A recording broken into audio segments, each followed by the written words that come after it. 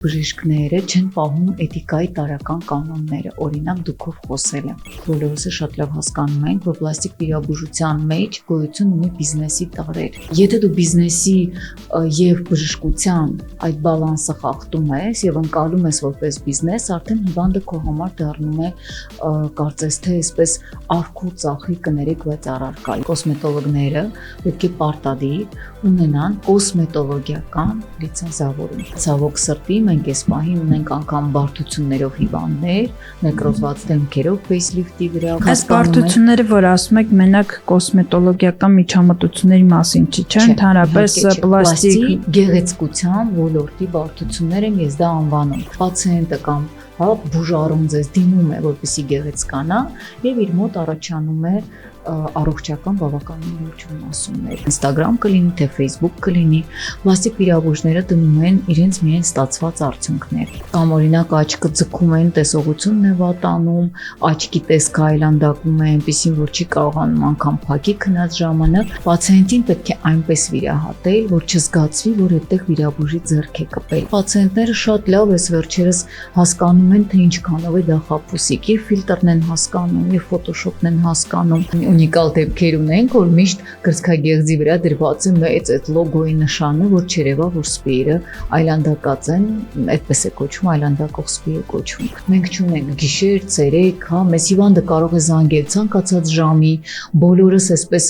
24 ժամ պատրաստ ենք օգնելու եւ այդ ամենի արդյունքում պետք է բժշկին նույնպես հարգանքով վերաբերվել։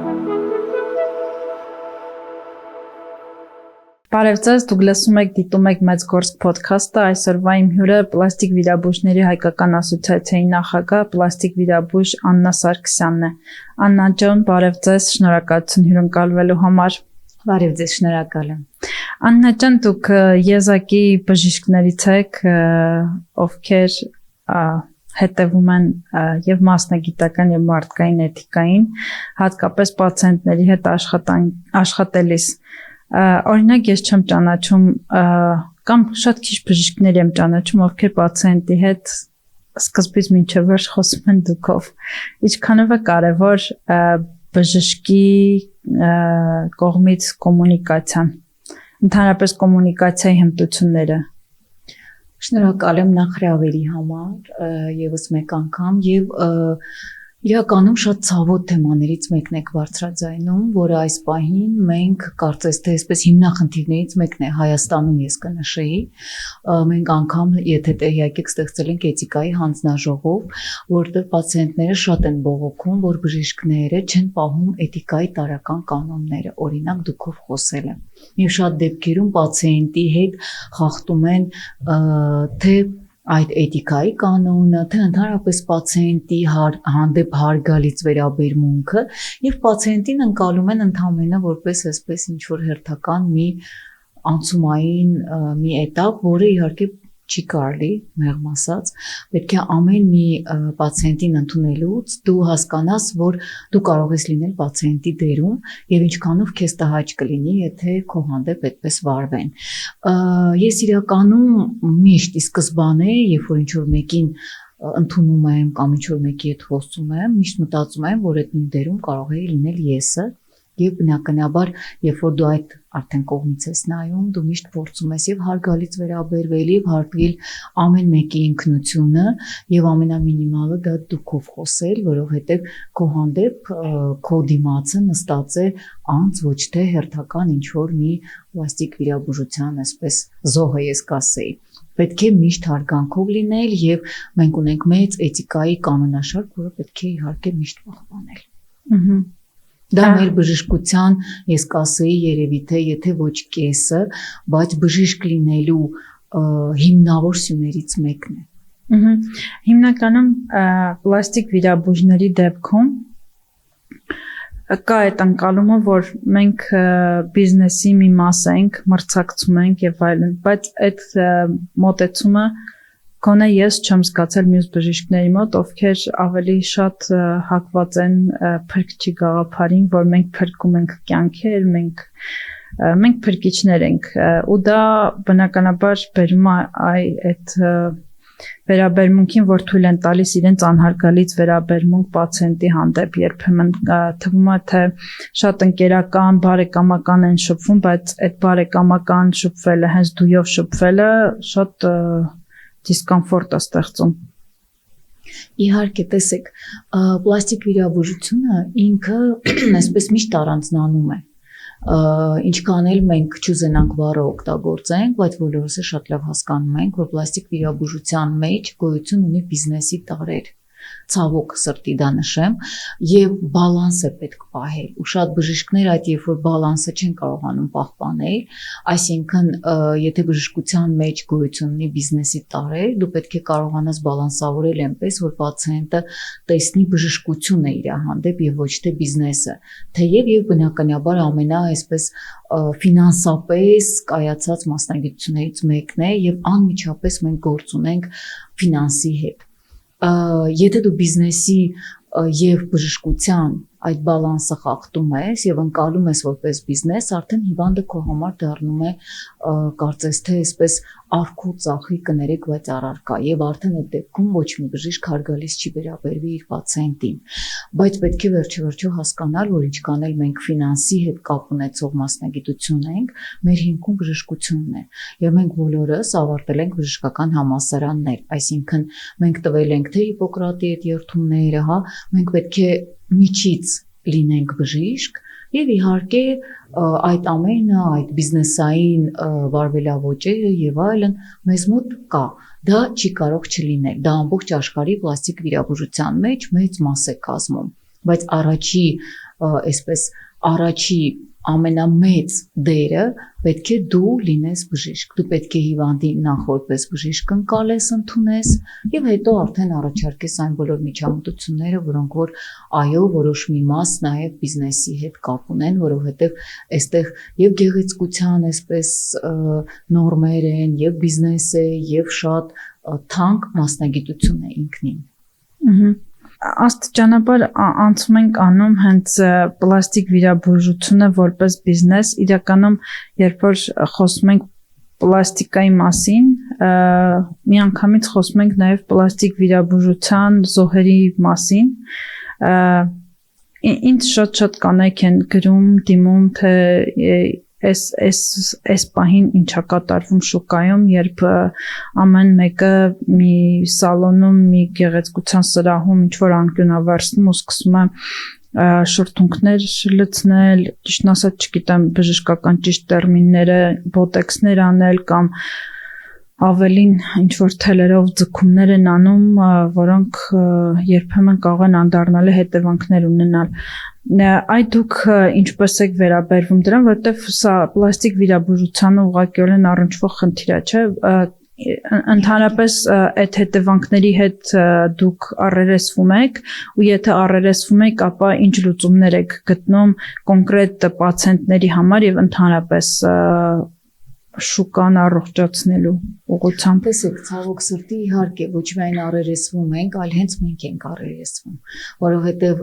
եթե կոսմետոլոգը, ինչպես դուք նշեցիք, բոտոքսին է կիրառում ամեն մի այսպես սալոնում, վարսահարդարման արդեն սալոններում, եթե ոչ նշեմ նաև արդեն տան պայմաններում շատերս գիտենք, ես անգամ հումորով միշտ ասում եմ, արդեն ամեն շքամուտքում գոյություն ունի բոտոքսանոկ, որը որ աբսուրդ է, բայց ինչ ունենք, այն ունենք։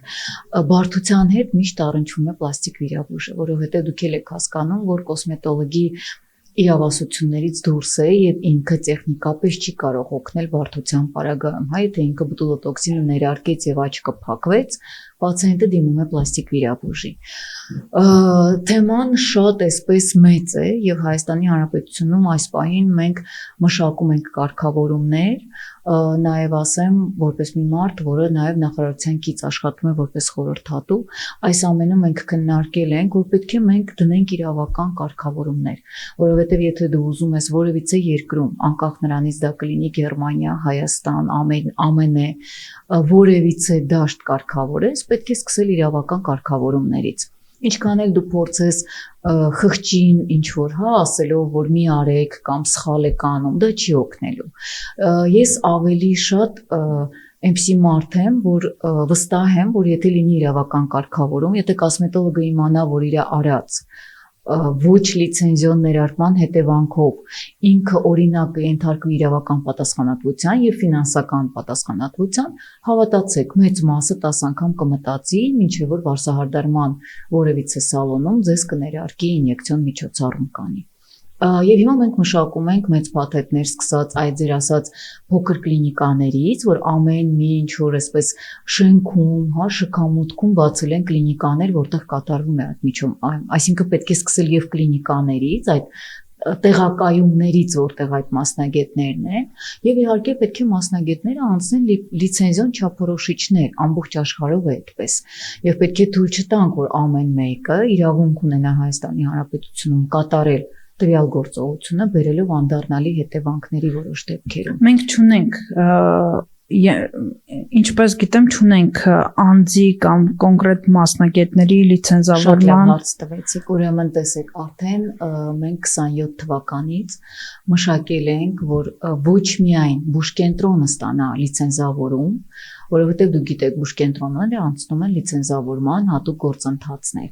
այլև մշակում է մի նախագիծ, ըստ որի բոլոր անձ բժիշկները, անձերը, ինչպես դուք ասեցիք, պետք է ունենան անհատական լիցենզիա, որը կա ամբողջ աշխարհով, այսինքն բժիշկը պետք է ունենա փաստաթուղթ, որը հավաստում է, որ ինքը իրավունք ունի տվյալ միջամտությունը կատարելու եւ այդ փաստաթուղթը լավագույն տարբերակով պետք է փակցված լինի իր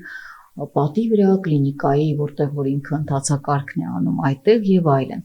Այսինքն մենք այս պահին ունենք կարիք հենց այդ նախագիծը ավարտին հասցնելու, որ ամեն մեկը, ամեն մի բժիշկ, բժշկական կրթություն ունեցող մասնագետ Հայաստանում անցնի անձնական լիցենզիա եւ ստանալով կամ չստանալով այն նոր իրավունք ունենա կատարելու այս կամ այն միջամտություն, դա շատ կարևոր հարցերից մեկն է։ Դա բժիշկների մասն է, օրինակ նույն կոսմետոլոգները համարվում են նույնպես կոսմետոլոգները պետք է պարտադիր ունենան կոսմետոլոգիական լիցենզավորում, որովհետև կոսմետոլոգը պետք է սահմանում արվի,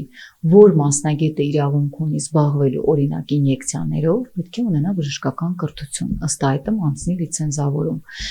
ինչպես եւ ԱՄՆ-ում եւ Եվրոպայում։ Իսկ եթե նա չունի բժշկական կրթություն, նա պետք է զբաղվի ոչ թե ինյեկցիաներով եւ բարդ միջամտություններով, այլ կարող է զբաղվի օրինակ ապարատային պրոցեդուրաներով, մազահեռացման գործունեությունով, այսինքն պետք է սահմանափակենք, որ պարագայում ինչ ծավալի աշխատանք իրավունք ունի տվյալ մասնագետը կատարելու ըստ կրթության։ Եվ այնուամենայնիվ նշեցիք, որ այդ բարդությունների հետ դուք առերեսվում եք։ Այ հենց դա իսկապես դա մասշտաբային է, թե 1-2 հոգու մասնախոսքը։ Բարդությունները իմ պարագայում ես չգիտեմ, այսպես բախտի բերմամբ թե պատահմամբ, հա ինչպես ասում են, բայց ես շատ ցավոտ եմ նախընկալում բարդությունները, որովհետև մենք ունենք մեծ քանակի բարդություններ։ Բոլորս հասկանում ենք, որ վիրաբույժ լինելով դու կարող ես ունենալ որոշակի տոկոսային հարաբերակցության բարդություններ, եւ այդ տոկոսները փոքր են։ Բայց այս պահին համեմատելով վերջի 10 տարվա բարդությունների քանակը կարող եմ ցավով նշել, որ ոչ թե կրկնապատկվել է կամ հնգապատկվել է, այլ ես կասեի հարյուրապատկվել է։ Այսինքն եթե առաջ ամսական մեզ դիմում էին ենթադրենք ինչ որ n թվով հիվանդներ, հա, ենթադրենք 20 հիվանդ բարդություններով, որոնցից մեծ մասը շտկվելու ենթակա էր, ապա հիմա մենք ունենք շատ մեծ այսպես քանակի դիմելիություն բարդությունների, որոնց մի մասը ընդհանրապես ենթակա չի նաև հետվիրահատական շտկումների։ Եվ ես կասեի ընդհանուր միջև այլանդակող բարդություններ, երբ որ հիվանդի առողջությանն է վնաս հասցվել, բնականաբար այդ հիվանդները պտտվում են բժիշկներով, փորձելով գոնե ինչ-որ ձևով վերականգնել իրենց բարդությունների այսպես բարդության աստիճանը, բայց ցավոք սրտի մենք այս պահին ունենք անգամ բարդություններով հիվանդներ, նեկրոզված դեմքերով ֆեյսլիֆտի վրա, որ դուք պատկերացնեք, որտեղ արդեն էսթետիկ գեղեցիկ տեսք վերականգնելը գրեթե անհնար է լինելու։ Օրինակ ունենք մեծականակ դեմքի ձգումներ, որոնք ավարտվել են ցավոք սրտի տվյալ բժշկի վնասումով, նյարդի վնասումներով, Հիվանդի մոտ առաջանում է երևի գիտեք դիմային պարալիչներ, պարեզներ, այսինքն հիվանդը արդեն ձեռք է բերում նաև հաշմանդամության տարրեր։ Եվ դա շատ ցավալի է, որովհետև համեմատած նախորդ տարիների հետ քանակը սկսել է այսպես երկրաչափական պրոգրեսիայով աճել։ Եվ դա մեզ շատ լուրջ մտահոգվելու կարիք է տալիս։ Մենք հասկանում ենք, բարդությունները, որ ասում եք, մենակ կոսմետոլոգիական միջամտությունների մասին չի, չէ՞, ընդհանրապես պլաստիկ գեղեցկության ոլորտի բարդություններ եմ ես դա անվանում։ Մենք ունենք մի քանի մասնագետ, որոնք աշխատում են, դա կոսմետոլոգներ, դա պլաստիկ վիրաբույժներ, դիմացնոտային վիրաբույժներ, ինչ չէ լոր վիրաբույժները, այն բոլոր մարդիկ, որոնք կատարում են գեղեցկանալու ուղղված միջամտությունների ցանկը եւ բերում են ցավոք սրտի այդ միջամտության, դա կլինի վիրահատություն, թե միջամտություն, դա արդեն կարևոր չէ, բայց ունենում ենք հակառակ էֆեկտը, այսինքն պացիենտը կամ բուժառուն ձեզ դիմում է, որպեսզի գեղեցկանա եւ իր մոտ առաջանում է առողջական բավականին լուրջ վնասումներ, ընդհուպ միջև մահվան դեպքեր, որոնք բոլորս շատ լավ տեսնում ենք եւ դա այդ ամենը բավականին այսպես մեծ ես կասեի լրագրողների շնորհիվ գտնում է բավականին մեծ տարածվածություն, որովհետև այս դարում մենք չենք կարող այդ ամենը փակել եւ շատ արագ բոլոր այս դեպքերից նաեւ ինչու՞ չէ նույն սոցցանցերի միջոցով այս ինֆորմացիան այսպես լայն տարածվում է։ Այսինքն մենք եւ ոչ միայն մենք ենք դա տեսնում, այլ սովորական մարդիկ են դա տեսնում եւ պետք է հասկանան, որ այո, այս փուլում մենք ունենք խնդիր։ Մենք ունենք խնդիր տարանջատելու իրոք մասնագետների, որոնք որ իրենց գործը կատարում են պատշաճ եւ այսպես կոչված ոչ պատշաճ մասնագիտական գործունեություն ծավալող մասնագետների։ Քանի որ խոսեցինք մահերից նաև բարդ պլաստիկ վիրահատություններից ես գիտեմ, որ կոնկրետ դուք չեք խրախուսում միանգամից մի քանի վիրահատություն անելը։ Արդյոք սա պատճառներից մեկն է եւ բարդություններ եւ մահեր ունենալու։ Այո, միանշանակ, այդտեղ այսպես շատ հստակ այո է։ Տարիներ առաջ, երբ որ մենք բոլորս անցանք կոմբինացված, համակցված վիրահատությունների շարքի, ամբողջ աշխարհում դա այսպես բում էր, խոսքը գնում է 10 տարի եւ ավել առաջվա դեպքերի մասին, եւ թվում էր, թե մի վիրահատությունով դու կարող ես կնոջը պարգևես այսպես իդեալականին մոտ մարմին, անես աբդոմինոպլաստիկա, գեղեցիկ էր շատ հնչում, մամի մեյքափ, լիպոսակշն, ֆեյսլիֆտ, եւ հիվանդները տարվում էին, որովհետեւ իրանք ուզում էին կարծես թե կրճատել հետ վիրահատական իրենց այս գործից օրինակ դուրս մնալու, օրերի քանակը եւ մեկ օրով պարկելով հիվանդանոցում անցնել վիրահատությունների շարք, որոնք որ տևում են 12 ժամ, 15 ժամ,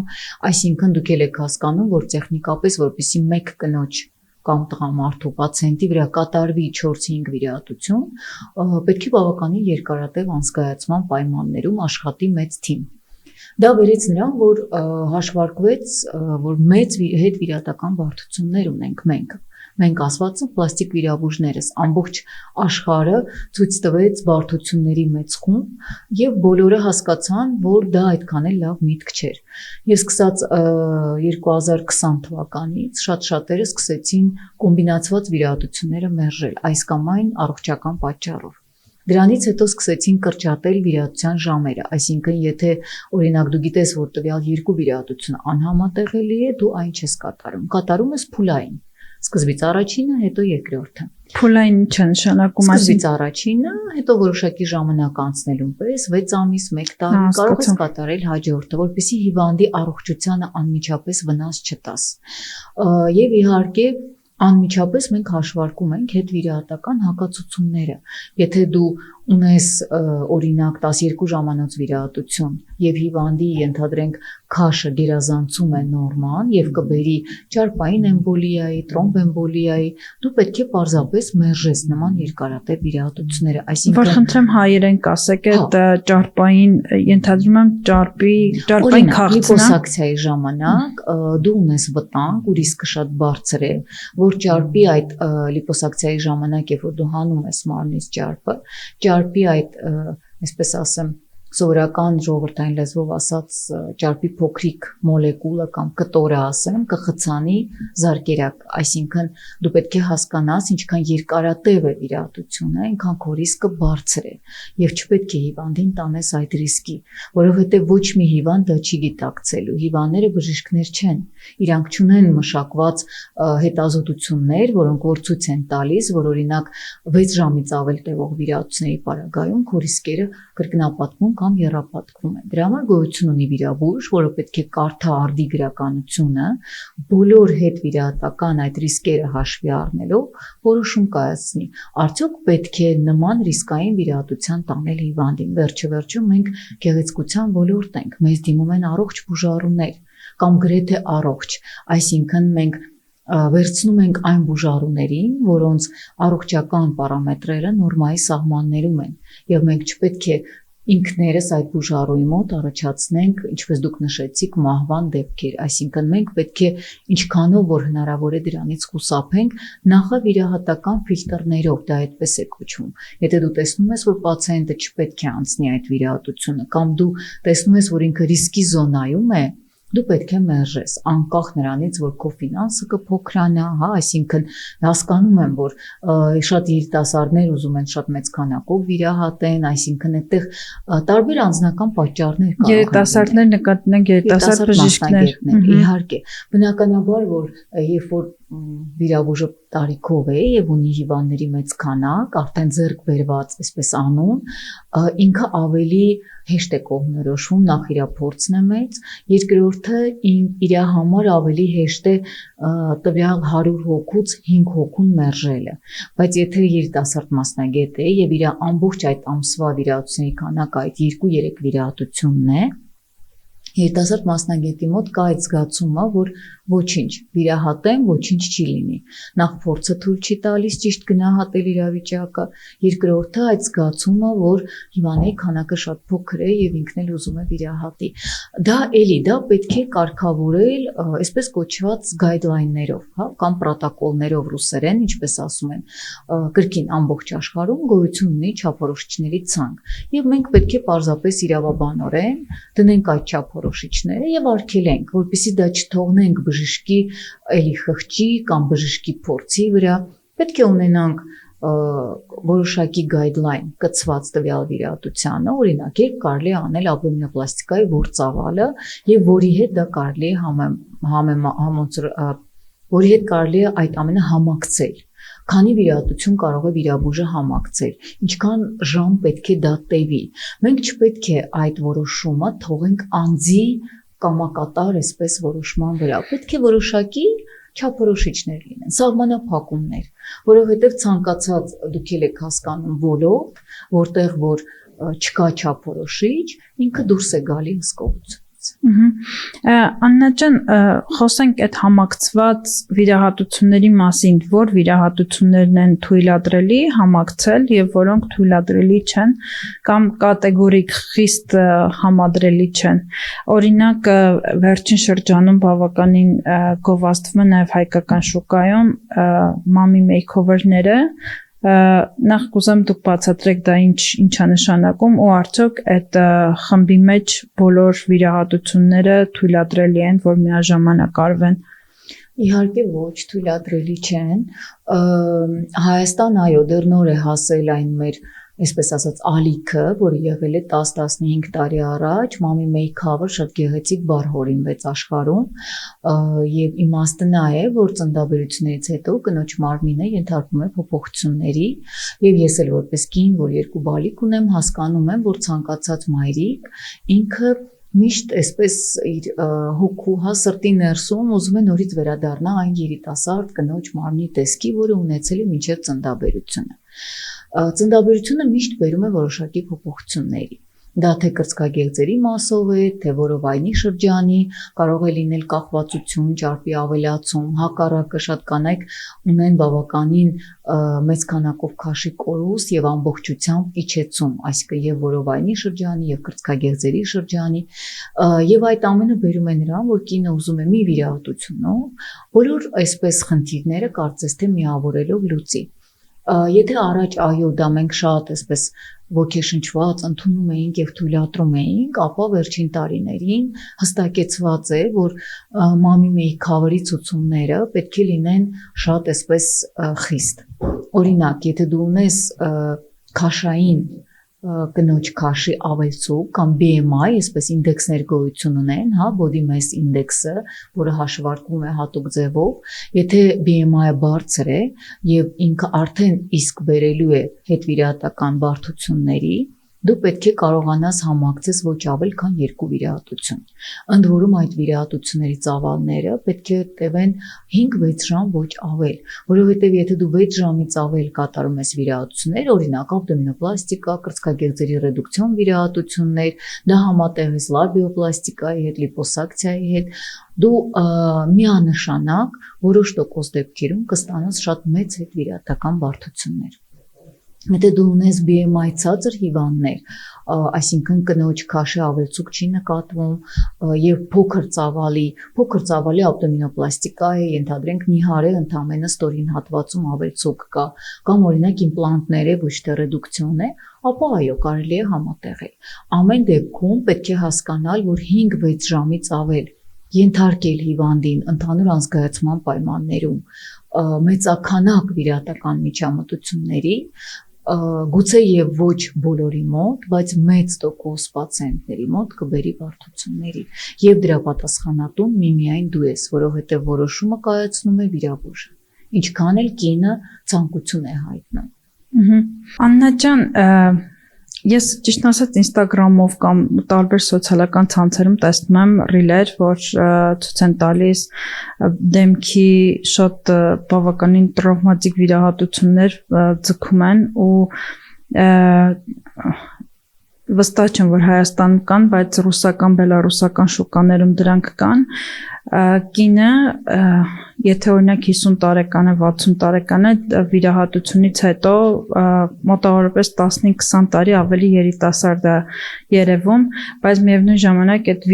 հետ վիրահատական անմիջապես 1-2 օրվա ընթացքում, երբ որ այդ պատկերները տեսնում ես, բավականին սարսափելի են, տպավորությունա կամ միգուցե տպավորություն չի իսկապես այդպես են անում, ստեպլերներով ոնց որ մաշկը քաշած վերևում կպցրած լինի։ Այս ամեն ինչի զուգահեռ տեսնում եմ, որ դուք post-եր եք անում այն մասին, որ օրինակ այդ Foxy Eyes-երը չեք, այդ վիրահատությունները չեք անում, աղվեսի աչքեր, երբ որ աչքերի անկյունները ձգում բարձրացնում են։ Ինչու՞։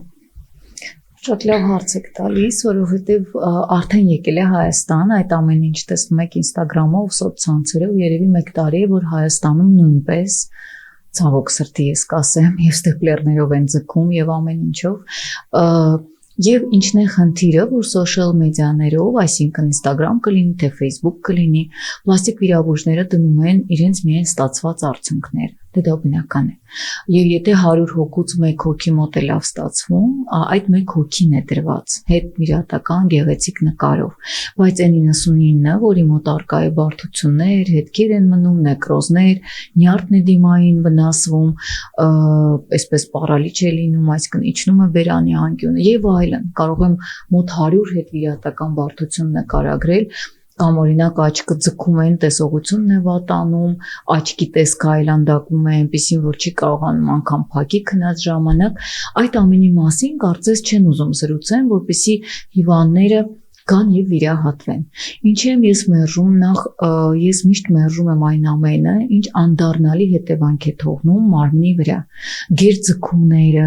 մեծ քանակով հյուսվածքների հեռացումները, որոնք բերում են այդ արհեստական դեմքերի, դա կլինի Barbie face, Fox eyes, այսինքն այդ տրենդները ժամանակավոր, որոնք շատ արագ անցնում են, 1 տարի, կես տարի կտեսնես, որ այս մի տրենդը անցավ, սկսվեց հաջորդը, բայց այլևս հնարավոր չի դա այսպես ֆիլմի նման հետադարձ անենք եւ նորից տանք պացիենտին նորմալ տեսք։ Ես ինչի եմ նորմալ ասում, որովհետեւ մեծ մասամբ այդ պացիենտները հետո դռնեդուր ընկած ման են գալիս պլաստիկ վիրաբույժի, ով հետ կբերի մինչ վիրահատական տեսքը, որը ցավոք անհնար է, քանի որ արդեն հյուսվածքների պակասորդ կա, ֆիքսացիոն այնպիսի թելեր է դրված, օրինակ, որ ֆիբրոզ սպիեր է առաջանում, որոնք մեղմ ասած մաշկը ամբողջությամբ փոփոխվում է եւ այլևս չես կարող տալ այն գեղեցիկ տեսքը, որ ունեցել է պացիենտը մինչեւ վիրահատություն։ Եվ այստեղ պետք է ունենալ որոշակի կարմիր գծեր, ցանկացած վիրաբույժ պետք է հասկանա, չհատի այդ կարմիր գծերը, որպեսզի պացիենտը չհայտնվի այնպիսի արտաքինով,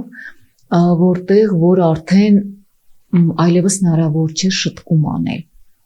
Մենք ունենք իրոք պացիենտներ, ովքեր օրինակ ինձ դիմել են վերջին ամիսներին եւ պատմում են, որ տանն են մնում, որովհետեւ վախենում են տանից դուրս գալ, քանի որ ունեն ըստ իրենց այսպես այլանդակած տեսք, բայց իրականում երբ որ նայում ես, տեսնում ես, որ դա հետվիրահատական բարդությունների շարք է։ Օրինակ, ֆոքսայսն է շատ բարձր ֆիքսած եւ տեսքը շատ մոնղոլոիդ աչքի ինչ որ տեսք է տրվել, որ չի սազում պացիենտի ընդհանուր այսպես տիպի հետ,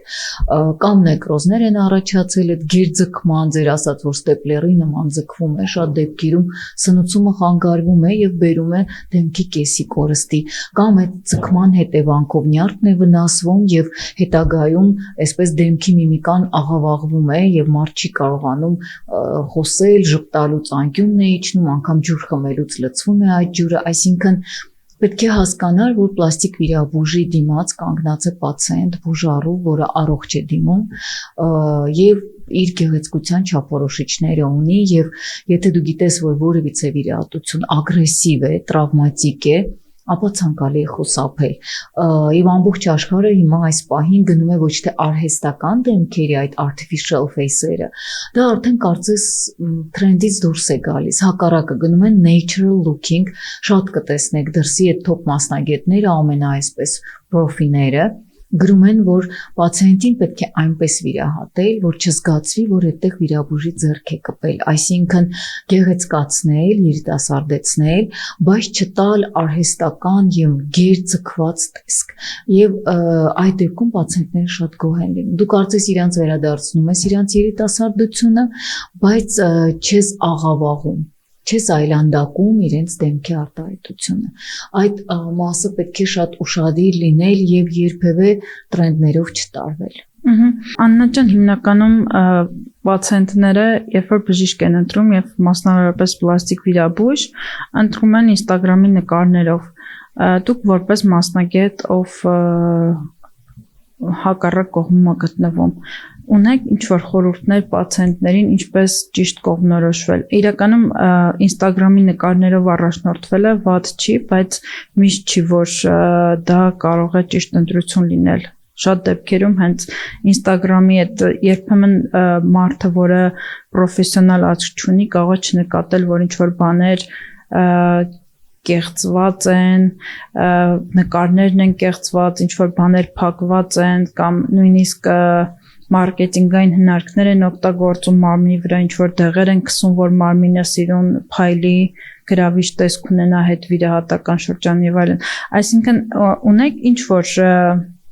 փոքր խորհուրդներ պացիենտներին, որպեսզի կողմնորոշվեն ճիշտ բժիշկ են ընտրում, թե ոչ։ Հա, իհարկե, իմ խորհուրդն է, իհարկե ունեմ խորհուրդների շարք, հիմա ձեզ այսպես շատ կարճ ասեմ, եւ ունեմ այսպես կատեգորիկ մոտեցում, շատ հստակ ձեզ ասեմ, որ Instagram-ը ոչ միայն չի համապատասխանում, այլ հենց ճիշտ հակառակն է։ Instagram-ում մարդիկ ուզում են Երևան շատ գեղեցիկ եւ ես միշտ ասում եմ, որ դա ֆիլտրի նման է։ Ու հենց ֆիլտրերով է սովորաբար դրվում է։ Մենք մի հատ հումորային դեպք ունեցանք, վերջերս ինձ դիմեց մի պացիենտ աբդոմինոպլաստիկայի բարդությունով, ընդ որում իրան վիրահատել էր Instagram-ների արքաներից մեկը, ինչպես մենք ենք այսպես հումորով նշում, այսինքն մի մարդ, որ Instagram-ում երբ որ նայում ես այնպիսի տպավորություն է, որ ամբողջ օրը այդ վիրահատությունն է անում եւ ասեց, տեսեք Աննա Մովսեսովնա, սա ես եմ, Դոն է։ Սա Instagram-ի պոստլեն է, այսինքն Instagram-ում կա դրված դո պոստլի այդ նույն մարդուն։ Եվ ցույց տվեց իր վրա, ասեց, իսկ սա իրականն է եւ շատ ցավալի էր նայել իրական արդյունքի վրա, այսինքն իր բժիշկը ձեր ասած հնարքներով ցավոք սրտի կեղծել ասեմ, խաբել ասեմ, գոլեգաներս են, այդպես շատ կտրուկ բառ չեմ ուզում օգտագործեմ, բայց ոչ ռեալ արդյունքներ ցուցադրել վիրահատությունից հետո պարկած վիճակում, երբ որ ամեն ինչ շատ գեղեցիկ է երևում, դաշտը փակել էին հատուկ ձեր ասված սավաններով, լույս էին գցել, յուղ էին սփռել եւ թվում էր թե ամեն ինչ իդեալական է, բայց իմ առջև կանգնած էր իրական մարդը հետվիրահատական շատ լուրջ բարդություններով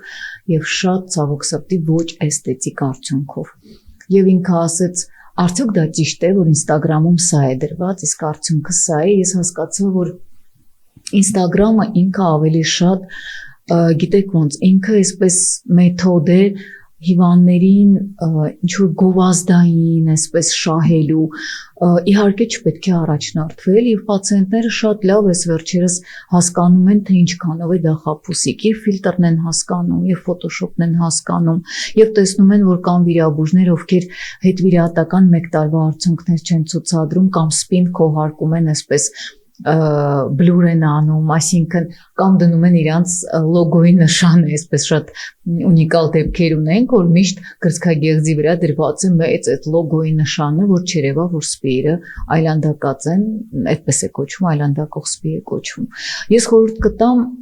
ավելի շատ հետազոտել, նախ առաջինը արդյոք մարդը այդ ոլորտում ունի կրթություն։ Դա շատ կարևոր է, շատ, այսինքն քանի տարեկան է, ինչ փորձ ունի, որտեղ վիրաբուժական ոլորտում առաջի տեղում փորձն է։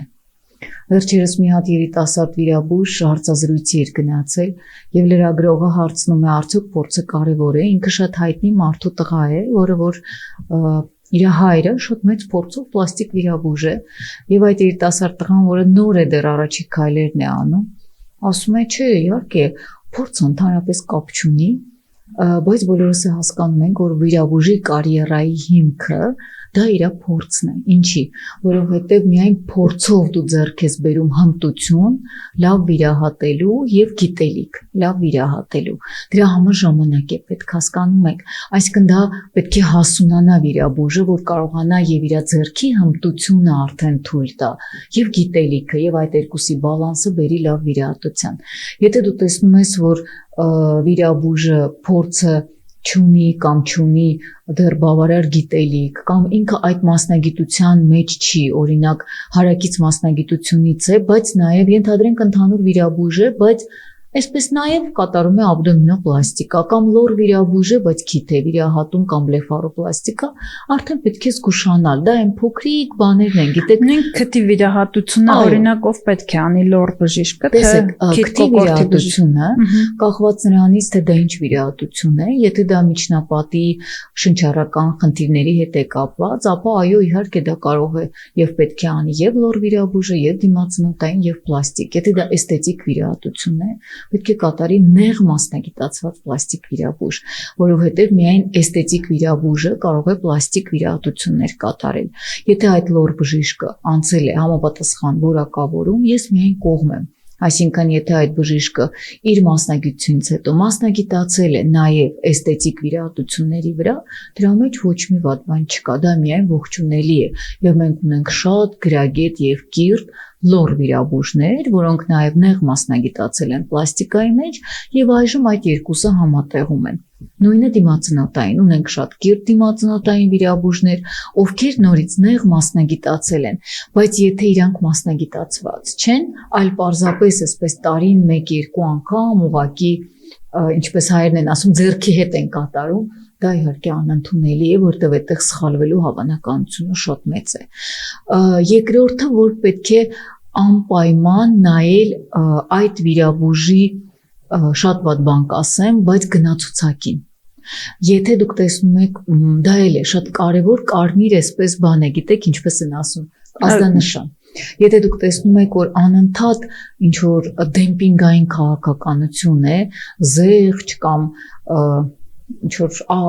գարնանային զեղչեր, ձմեռային սրացումներ, չգիտեմ եւ այլն, դուք պետք է հասկանաք, որ ինչի պետք է վիրահատության գինը լինի շատ ցածր, տարօրինակ։ Դա նշանակում է կամ վիրահատությունների քանակն է քիչ, կամ փորձն է քիչ եւ փորձում են գինը իջացնելով, կարծես թե դեպի իրենց գայթակղեն հիվանդներին, այսինքն պետք է զերծ մնաք նման տեղ գնալուց,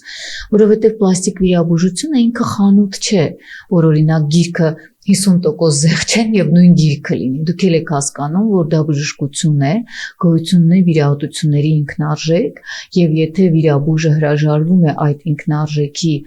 գնային գոյացումից, այսինքն ինչ որ տարօրինակ ցածր գնագոյացում է լինում, ուրեմն ձեզ ինչ որ սպասարկման մեջ ինչ որ մի խնդիր կա, որտեղ բոլորս է հասկանում ենք, որ որպեսի գնագոյացումը այդքան ցածր լինի, կամ պետք է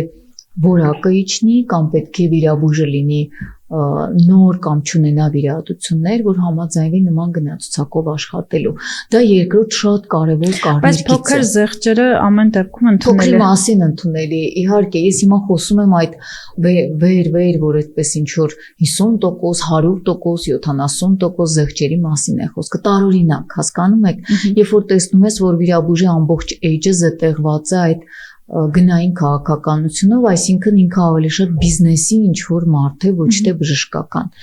Պարտադիր ես կողմեմ, որ հիվանդը մի քանի վիրաբույժի մոտ գնա եւ կարծիք հայտնի։ Թեկուզ եւ չվիրահատվի մեկ այլ վիրաբույժի մոտ, բայց գոնե կարծիքներ լսի, որ կարողանա համեմատականներ անցկացնել, որովհետեւ եթե դու Instagram-ով այսպես խափնվելով միայն մի վիրաբույժ ես ընտրում, դու կարող ես իր թակարդը ընկնել, այո, միշտ չէ որ բոլոր վիրաբույժները արդար են, անկեղծ են, կարող են եւ խափեն։ Վերջը այսպես հիմքում մարդկային գործոնն է։ Չէ որ բոլոր մարդիկ ծնվում են եւ անգամ տանը կարող է երկու երեխա լինի մի ընտանիքում, մեկը սիրի այսպես չէ, մի փոքր խափի, իսկ մյուսը լինի շատ արդար, կիրթ, գրագետ։ Դուք պետք է հասկանաք, որ ինքն իրեն վիրաբույժի հիմքում մարդն է։ Դա մեքենա չի, դա սովորական մարդիկ են ձերպես, ինչպիսին եք դուք, առավոտյան հաց են ուտում, գալիս են գործի եւ կատարում են իրանց գործը։ Եվ իհարկե այդ մարդկանց մեջ կարող են լինել ձեր ասած եւ խաբեությամբ զբաղվող մարդիկ, եւ կեղծավորությամբ զբաղվող, եւ դուք պետք է կարողանաք դա ֆիլտրեք։ Դրա համար մի քանի հոգու դիմեք։ Լսեք ինչ են իրանք խոսում։ Փորձեք գտնել այն պացիենտներին, ովքեր որ վիրահատված են։ Հիմա Փառք Աստծո շատ հեշտ հասանելի է ինֆորմացիան, ֆորումներ կան, որտեղ կարելի է օրինակ մարդու մասին կարծիք հարցնել եւ շատ լավ հասկանալ ով է պատասխանողը։ Մենք այսպիսի միջադեպ ունենք, որ ֆորումներից մեկում միշտ կարծիքը հայտնում է տվյալ վիրաբույժի կինը եւ պացիենտները դա հասկացել են եւ այդ կնոջը գրել են, բայց ինչի է գովաբանում ձեր ամուսնուն, չէ՞ որ ինքը ձեզ չի վիրահատել, ինչու եք խափում, այսինքն անգամ դա շատ հեշտ հասանելի է։ Դու կարող ես միշտ Instagram-ով, Facebook-ով գտնել կապը, հասկանալ ով է։ Իմ ասածը նա է, որ դա ձեր առողջությունն է։ Այսինքն ես կանանց ուղղակի խնդրում եմ ավելի լուրջ մոտենալ, ավելի այսպես դուրսը միշտ ասում են մի հատ research արեք, այսինքն մի հատ տնտղեք, տեսեք այդ վիրաբույժի տակը արդյոք կա բազա, կրթություն, մասնագիտություն եւ վիրահատություններ։ Եվ դա այո, այս դարում շատ հասանելի է։ Աննա ջան, վերջին ժամանակներս ռուսական շուկայում բավական մեծ աղմուկ է լինում, երբ պլաստիկ վիրաբույժները դատա իրավական գործերի թիրախում են հայտնվում, քրեական գործերի։ Վերջերս նայում եմ Սաբչակի հաղորդումներից մեկը, Եկատերինա Լոնցկայը, եթե սխալ չեմ հիշում, պլաստիկ վիրաբույժ, բավականին երիտասարդ կին պրոֆեսիոնալ, ով իրականում գոնե իմ տպավորությամբ իր մեղքը ապացուցված չի, տնային կալանքի տակ է, որովհետև ինչ որ հայտնի մարդու կնոջը վիրահատել, բլեֆերոպլաստիկա է արել եւ պացիենտը պնդում է, որ դրանից հետո կուրություն է սկսվել կնոջ մոտ։ Իրականում Հայաստանում կա խնդիր բժիշկների պաշտպանվածությունը ապահովելու։ Այո, իհարկե, մենք հիմա ունենք շատ մեծ խնդիր, որովհետև միշտ բարձրաձայնվում է այն խնդիրները, որոնք պացիենտն է բարձրաձայնում, բայց եկեք ճիշտը խոսենք, որ կա եւ գոյություն ունի մեզ մոտ մի հատ մեծ քանակի շատ կիրթ գրագետ բժիշկների, որոնք ես վստահ եմ, որ անում են շատ պատշաճ իրենց գործը, եւ բոլորս է հասկանում ենք, որ գոյություն ունի հետվիրահատական բարդությունների շարք, որը կախված չէ բժշկից, այսինքն բոլոր բժիշկները կարող են ունենալ բարդություն եւ պարտադիր չի դա բժշկական սխալ լինի։ Դա կախված է օրգանիզմի լավացման հնարավորություններից, հիվանդը հետվիրահատական ցուցումը կարող է չկատարել եւ դրա մասին քողարկել ինֆորմացիան, շատ դժվար է ապացուցել, որ հիվանդը ինքը իրան վնասել է։ Եվ բժիշկը հայտնվում է, այո, դուք ճիշտ եք, իրավական անպաշտպան վիճակում։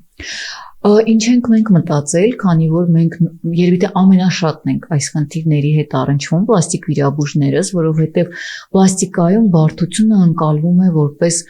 կատաստրոֆիկ մի բան, հա, եթե օրինակ դուք ծանր հիվանդ եք, ընդունվում եք հիվանդանոց եւ ձեզ մոտ բարդություն է, դա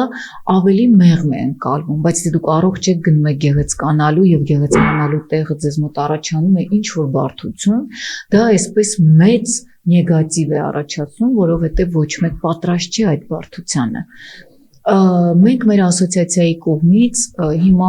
իրավաբանների հետ փորձում ենք դաշտ բերել իրավաբանական օգնություն բժիշկներին, դեռ միայն իմ ասոցիացիայի սահմաններում, այսինքն ուսում ենք սկսենք այսպես մեր տանից հետո արդեն ավելի մեծացնենք, որովհետև ստացվում է, որ բժիշկը դեմ արդեմ առնչվում է պացիենտի հետ եւ շատ դեպքերում չգիտի իրան ինչպես գրագետ իրավաբանորեն պահի, այդտեղ պետք են իրավական կանոններին ծանոթ մարդիկ, ավելի հստակ իրավաբաններ, որոնք նեղ մասնագիտացված են բժշկական ոլորտում, որովհետեւ դուք ինքներդ գիտեք, որ շատ դեպքերում այդ հարցերի երևի թե 80%-ը կարելի է կարգավորել մինչ դատական փուլը։ Շատ հիվանդներ կարող է դժգոհեն չիմանալով, երկրորդ այլ ընտրանքային կարծիք լսելով, որը այդքան էլ գրագետ չի, հա, հարևանը ասեց, Պողոսը ասեց, Պետրոսը ասեց եւ այլն։ Եթե դու այդ փուլում հիվանդի հետ վարում ես գրագետ այսպես խոսակցություն, ապա շատ դեպքերում խնդիրները լուծվում են եւ վերջիվերջո հիվանդը ուզում է պարզապես ստանալ իր գեղեցիկ լինելու այսպես իր ցանկությունը բավարարի։ Գուցե պետք է փոքր շտկող վիրահատություն, որը էլի հնարավոր է։ Այդ փուլում պետք է օգնեն իրավաբանները բժիշկներին, որովհետև առանց դրա բժիշկը հայտնվելու է շատ այսպես մենակով, անպաշտպան եւ իհարկե դա ողջունելի չի մեղմ ասած, որովհետև վերջիվերջո այդ մարդիկ տարիներ են տալիս իրենց կյանքից։ Ես գիտեմ, որ մենք շատերս աշխատում ենք 24/7 այսպես գրաֆիկով, մենք չունենք գիշեր, ցերեկ, հա, մեզ հիվանդը կարող է զանգել ցանկացած ժամի, բոլորս այսպես 24 ժամ պատրաստ ենք օգնելու եւ այդ ամենի արդյունքում պետք է բժիշկին նույնպես հարգանքով վերաբերվել եւ հասկանալ, որ ոչ մի բժիշկ չի ուզում վնասի իր հիվանդին։ Տեսեք, հիմնականում իրավական փաստաթղթեր կան, արդեն սկսել են ունենալ մեծ կլինիկաները, երբ օրինակ գնում ես լուրջ միջամտությունների, տալիս են քեզ պայմանագիր, տալիս են այդ չխոսենք, թե որքանով են գրագետ կազմված այդ փաստաթղթերը, բայց այնուամենայնիվ շատ լավ կլինի իհարկե, որ դրանք շատ գրագետ կազմված լինեն, միևնույն ժամանակ կա մի հատ ուրիշ խնդիր, երբ որ այդ փաստաթղթերը տալիս են քեզ, ասում են դե ստորագրի, ու որևէ մեկը չունի այդ ժամանակը տալու քեզ, դա պետքա տրվի, ասենք վիրահատությունից օրինակ, մեկ շաբաթ առաջ պայմանագիրը կարդա, ծանոթացի, ռիսկերին իմացի, որ օրինակ նույնիսկ կարող ես մեռնել ես վիրահատության հետևանքով կամ վիրահատության ժամանակ տարբեր բարդությունների պատճառով, լրիվ հնարավոր տարբերակ է, չէ, բայց դու իմացի դրա մասին, ծանոթացի, կարդա, նոր ստորագրի։ Ես անձամբ եմ փորձ ունեցել, երբ որ քեզ տալիս են, ասում են ստորագրի, ասում ես կկարդամ։ Դու ստորագրի, մենք քեզ կբացատրենք, բայց ես ուզում եմ կարդամ, հասկանամ ինչ տակ եմ ուզում ստորագրեմ։ Ինչ եք կարծում սրա մասին, այս պրակտիկայի մասով արդյոք չպետք է փոխվի պրակտիկան։ Միանշանակ ես սրա մասին շատ եմ բարձրաձայնում, ընդհանրապես իմ համար բժշկական ոլորտը շատ սերտ առնչություն ունի իրավականի հետ եւ մենք պետք է կարողանանք պացիենտի իրազեկությունը բարձրացնենք։ Օրինակ բոլորը շատ լավ գիտեն իհարկե, որ ես աշխատել եմ եւ բարբերաբար աշխատում եմ Գերմանիայում, Ֆրանսիայում եւ այնտեղ մենք ունենք կանոնակարգ մշակված տարիներով։ Նախ պացիենտին պայմանագիրը տրվում է նախավիրահատական խորհրդատվության ժամանակ, պայմանագրի պատճեն մնում է պացիենտի մոտ, ինքը ժամանակ ունի ծանոթանալու պայմանագրի հետ, որտեղ նշված են բոլոր բարդությունները։ Եվ պայմանագիրը պետք է ունենա համընդհանուր կարգ, ոչ թե ամեն հիվանդանոց, ինչպես դուք նշեցիք, հիմա մշակել է իր ինչ որ տարբերակը։ Պայմանագիրը պետք է իրավական լինի եւ պետք է հաստատված լինի նախարարության կողմից։ Այլապես ամեն հիվանդանոց ինչ որ մի բան կգրի այդ պայմանագրի մեջ եւ դա իրավական հիմք չունի։ Ես այո առաջարկել եմ մի քանի ամիս առաջ, որպեսզի մենք մի հատ ընդհանուր իրավաբանական թիմի հետ քննարկենք եւ մշակենք պայմանագրերի ստանդարտացում,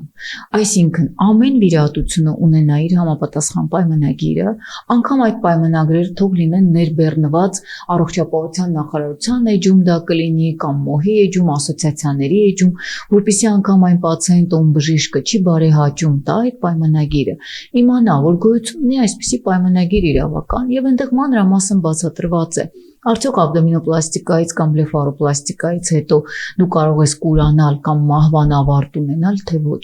Ու դա պետք է պացիենտը որոշի, ինքը պատրաստ է նման քայլի, թե չէ, որովհետև մենք ունենք մեծ պացիենտների քանակ, որոնք ասում են, եթե միջև վիրահատություն ինձ զգուշացնեին, ես չէի վիրահատվի։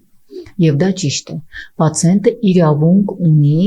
իմանալու ինչ վիրահատական, ոչ թե 5 րոպե առաջ, ոչ թե 1 օր շուտ, այլ ձեր նշված ժամկետներում, 1 շաբաթից 1 ամիս, ինքը պետք է այդ ինֆորմացիան մարսի, հասկանում եք, պետք է կարդա այդ մի քանի էջանոց պայմանագիրը եւ իմանա, որ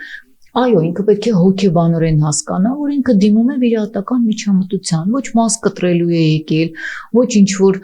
մանիկյուր է անում, այլ ինքը դիմում է մի միջամտության, որի ավարտին կարող է ունենալ սպիներ, ոչ գեղեցիկ, մահվան ելք կարող է լինել, դրա մասին պետք է բարձրաձայնել, այդ դեպքում եւ բժիշկները կլինեն ավելի ապահովված, որովհետեւ իրանք տեղեկացրել են եւ պացիենտը կլինի իրազեկված եւ ավելի գրագետ եւ այսպես ավելի ճիշտ որոշում կայացված ինքը կմոտենա այդ վիրահատությանը։ Այո, այդ հարցերը ես բարձրաձայնում եմ եւ ես իրոք համոզված եմ, որ պետք է այդ ամենը ժամանակ տրամադրել, մշակել եւ այս ոլորտը ավելի դարձնել իրավական։ Այո, պացիենտներին պետք է իրազեկել։ Աննա ջան, շնորհակալություն շատ հետաքրքիր զրույցի համար։ Կա ինչ-որ բան, որի մասին կուզեիք ասել, բայց ես չհարցրեցի։ Իրականում ես էլ եմ շատ շնորհակալ, որովհետև այս զրույցները, երբ որ ինձ այսպես անսպասելի հարցեր են տալիս լրագրողները, հաղորդավարները, ինձ մոտ էլ կարծես խթանում են որոշակի այսպես հետզրույցային գործընթացներ, որ ես հասկանում եմ ինչքան կարևոր է իրոք այս թեմաները ավելի լայն հասարակության մեջ քննարկել եւ ինչքան կարևոր հարցեր կան, որ դեռ պետք է լուծենք։ Ես կուզեի շատ խոսել, գիտեք ինչի մասին, որ մեծ այսպես ցանկություն ունեմ, որ այն բոլոր կանայք, ովքեր արդեն իրենց մեջ որոշել են կամ ապագայում կորոշեն դիմել որևիցե միջամտության, մեկ անգամ եւս կարծես այսպես իրենց ուղեղում նորից քննարկեն, կարծես նորից հասկանան, արդյոք այդ միջամտությունը իրանց պետք է թե ոչ, իրականում պետք է թե ոչ, եւ արդյոք իրանք գրագետ որոշում են կայացրել ընտրելով այս կամ այն մասնագետին։ Այսինքն այսպես որ ընդհանրացնեմ, շատ կուզեմ, որ մեր բոլոր կանայք, պացիենտներ, ինչ չէ նաեւ տղամարդիկ ավելի ուշադիր լինեն իրենց ընտրության հարցում, ավելի գրագետ մոտենան եւ շատ կուզեմ, որ վերջնական իհարկե բոլորը հասնեն իրենց նպատակին, լինելու ավելի գեղեցիկ, ավելի այսպես երիտասարդ եւ ունենանք ավելի ու ավելի շատ գող պացիենտներ։ Հիշեցնեմ, որ մեր հյուրը պլաստիկ վիրաբույժների հայկական ասոցիացիայի նախագահ պլաստիկ վիրաբույժ Աննա Սարգսյանն էր։ Դուք լսում դիտում եք Մեծ գործ podcast-ը, բաժանորդագրվեք, հետևեք մեզ YouTube-ում, Facebook-ում եւ մյուս սոցիալական ցանցերում։ Շնորհակալություն։